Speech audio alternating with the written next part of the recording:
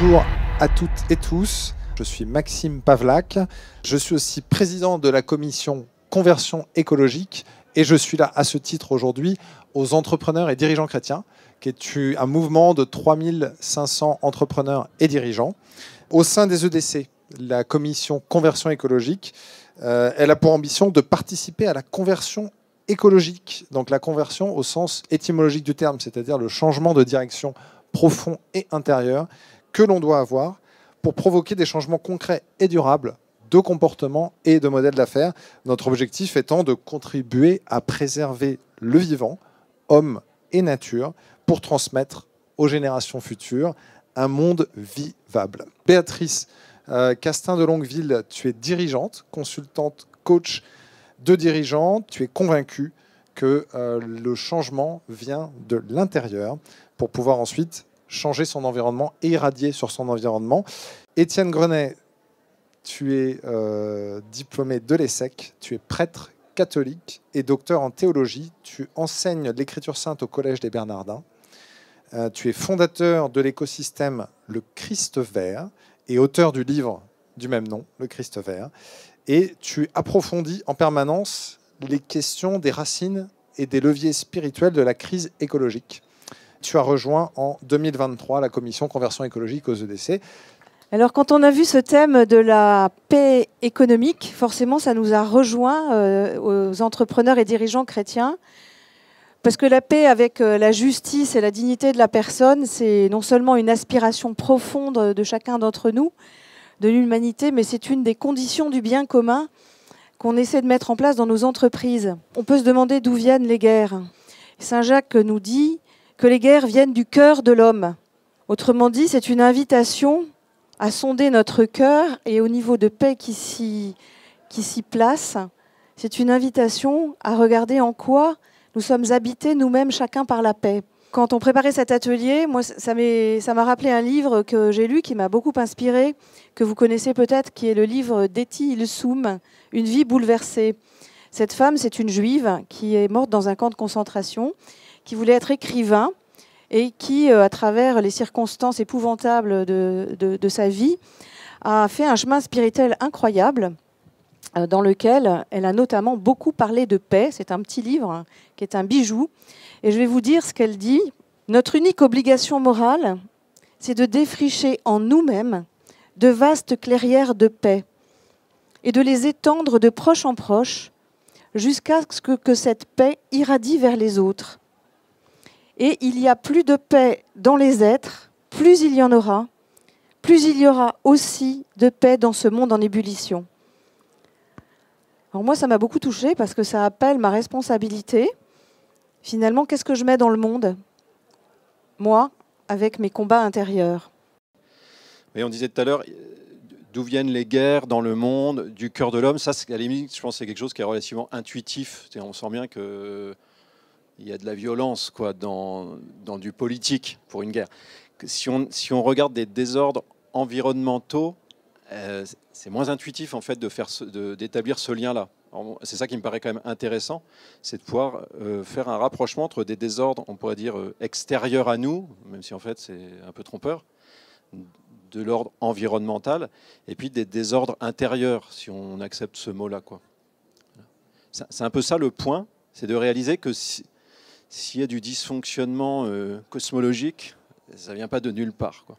Or, et c'est ça qui est une difficulté, je pense, dans laquelle nous sommes, c'est que la culture dans laquelle nous sommes, qui résulte de ce monde et de cette économie libérale qui a à la fois porté du fruit, mais aussi qui produit une culture jusqu'à un certain point, eh bien, ça nous formate ou ça nous forme d'une manière telle que l'analyse que nous portons, elle est tributaire de cette culture et alors elle est souvent assez limitée. C'est-à-dire précisément, on ne va souvent pas arriver à poser ce diagnostic-là à un niveau spirituel. Est-ce que nous réalisons déjà, je dirais, le biais cognitif qui est le nôtre? C'est-à-dire que nous sommes pas en train d'analyser extérieurement un monde. En fait, nous sommes dans ce monde et nous sommes atteints en fait par une forme de biais culturel, quoi. Alors, le biais culturel, on peut en parler de différentes manières. On pourrait dire de pensée technique, quoi, un petit peu.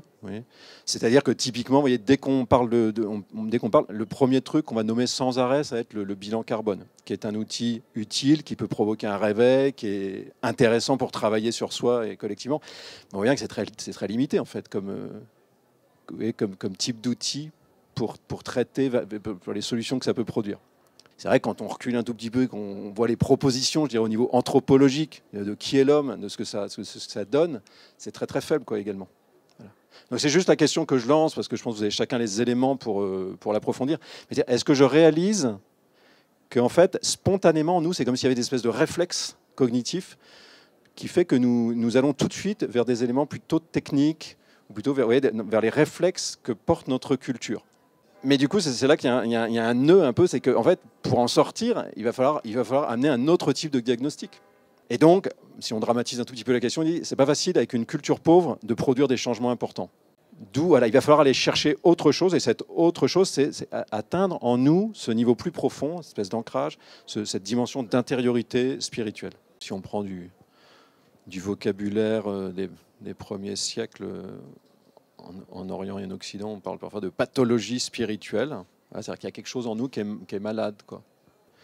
Voilà, et on dit s'il y a quelque chose qui est malade en nous, parfois ça peut être un peu plus du côté de l'intelligence, ou parfois un peu plus du côté de la volonté. Je donne quelques exemples par rapport à la question de la crise socio-écologique, on va dire. Et un premier élément, parfois, on peut vivre dans la vie à côté d'une personne qui va très mal sans s'en rendre compte.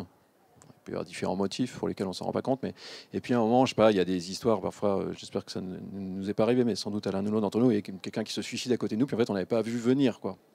C'est-à-dire, oui, la personne allait très mal, ou il y a quelqu'un qui a une grosse rupture, un burn-out ou que sais-je, mais je n'avais pas vu venir. Voilà. Et pourtant, on se dit, il y avait des signaux quand même. Voilà. Alors nous sommes typiquement dans cette situation-là, où parfois, il y a quand même beaucoup de signaux par rapport au fait que la Terre va mal. Et alors voilà, est-ce que notre intelligence capte les signaux? Est-ce que nous entendons quelque chose?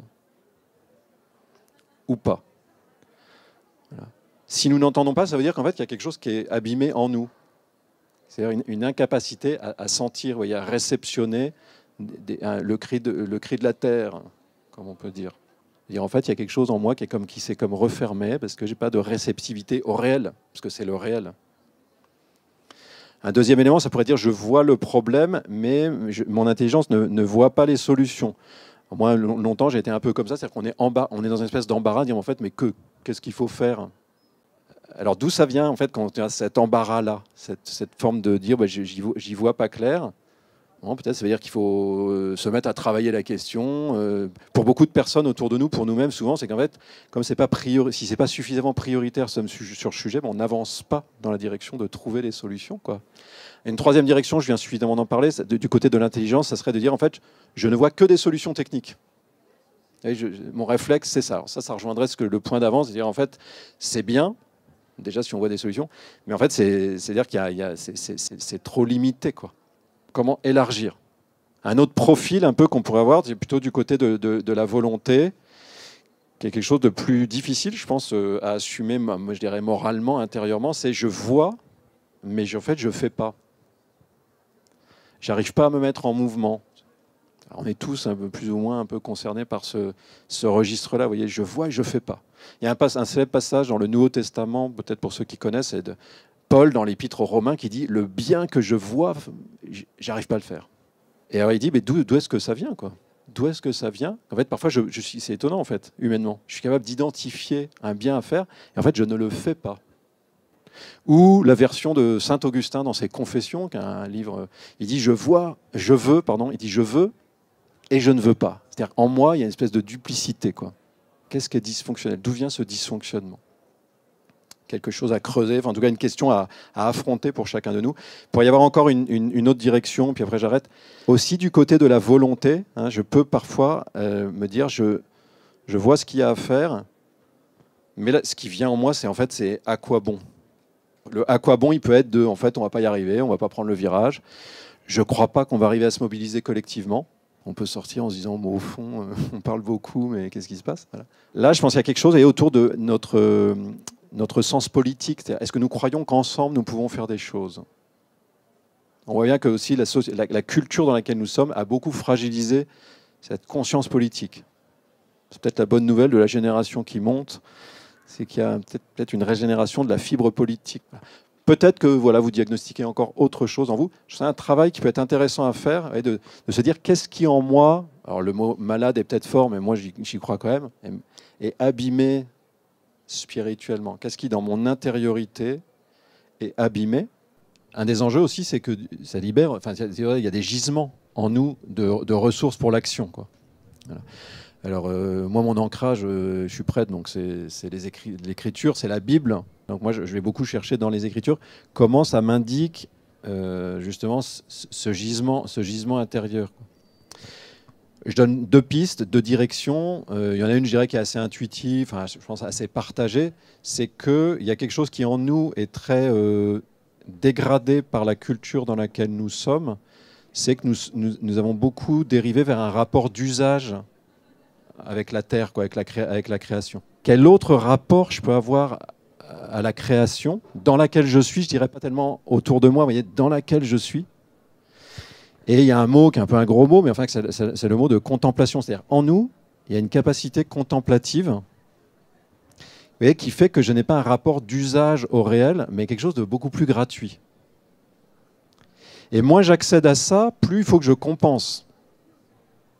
Et donc plus je vais m'énerver dans la partie que je sais faire, c'est-à-dire un rapport d'usage. Donc je fais fumer la carte si j'ai les moyens, sinon je ne sais pas ce que je fais, je fume intérieurement. Quand il y a un rapport pauvre au réel, en fait, je vais m'enfermer là-dedans et donc j'emballe la machine.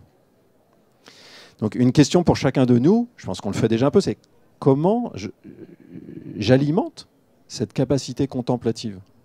Voilà. Quelle est ma porte d'entrée contemplative sur le monde? Moi, c'est les oiseaux, pour ma part. Hier, j'étais au parc du Marcanterre, parce qu'on se faisait une petite session de rentrée avec les prêtres de ma paroisse, et j'ai vu 4 oiseaux, parmi les 20-25 qu'on a vus, 4 oiseaux que j'ai jamais identifiés ni vus de ma vie, donc je suis de bonne humeur aujourd'hui, quoi. Mais en fait, vous voyez, c'est-à-dire la saveur de voir, quoi, les choses. Je pense qu'on goûte tout ça un peu d'une manière ou d'une autre, mais vraiment identifier que nous sommes faits pour ça, quoi. Il y a ça en nous qui a besoin d'être alimenté. Et que moins je l'alimente, plus je vais être dans le compulsif ou dans la compensation.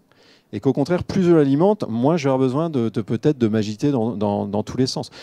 Beaucoup d'entre nous, je pense, ont déjà goûté des choses comme ça. Vous voyez, ce type de réflexe qui calme quelque chose en nous et qui fait qu'en fait j'ai moins besoin de consommer. Je pense qu'on a tous identifié, enfin moi j'ai déjà fait, moi c'était avec les livres. J'avais un côté compulsif d'achat de livres, mais longtemps, quoi. On a tous des espèces de compulsions de consommation, quoi. D'où ça vient là encore? D'où est-ce que ça vient?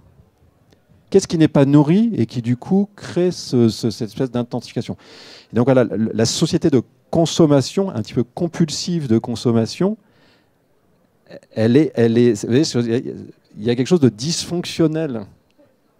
Alors c'est difficile de dire ça à des entrepreneurs qui vendent, mais il y a maintenant commence à émerger quelques modèles d'entreprises qui disent « Nous, notre modèle, c'est de faire consommer moins ». Et le deuxième mot, je ne le développe pas trop, mais c'est le mot de, alors là c'est un mot un peu plus chargé bibliquement, puis notamment dans la bouche de Jésus, c'est le mot de communion. Jésus, il a quand même une pensée économique, c'est intéressant, si on allait rechercher un peu dans les évangiles, il a une pensée sur à quoi sert l'économie, c'est-à-dire les rapports marchands. Et au fond, ce qu'il dit de manière assez forte, c'est que ces rapports-là, ils sont ordonnés à autre chose. Voilà. Ils sont ordonnés à autre chose. C'est-à-dire que l'économie n'est pas close sur elle-même, elle ne se donne pas son propre sens, ce que parfois on essaye de nous faire croire. Enfin, on voit bien qu'il y a parfois dans cette théorie économique, il y a une espèce de volonté d'autonomisation, de pure autonomisation, quoi, qui fait qu'on sort d'un registre moral. Non, non, non. Il y a un sens, et ce sens est au service de quoi? On pourrait dire au service de la personne humaine. Une autre manière de le dire, c'est de dire au service de la communion entre les personnes, ce qui honorerait de manière forte le thème dans lequel on est, parce que la question de la paix est directement liée à la question de la communion entre les personnes. Voilà. Une manière de pouvoir servir le monde, c'est d'être en paix avec soi-même et en paix avec sa place dans le monde. C'est aussi comme ça que chacun d'entre vous, vous pouvez apporter la paix intérieure à votre environnement et construire donc cette paix économique si vous êtes dans le monde économique.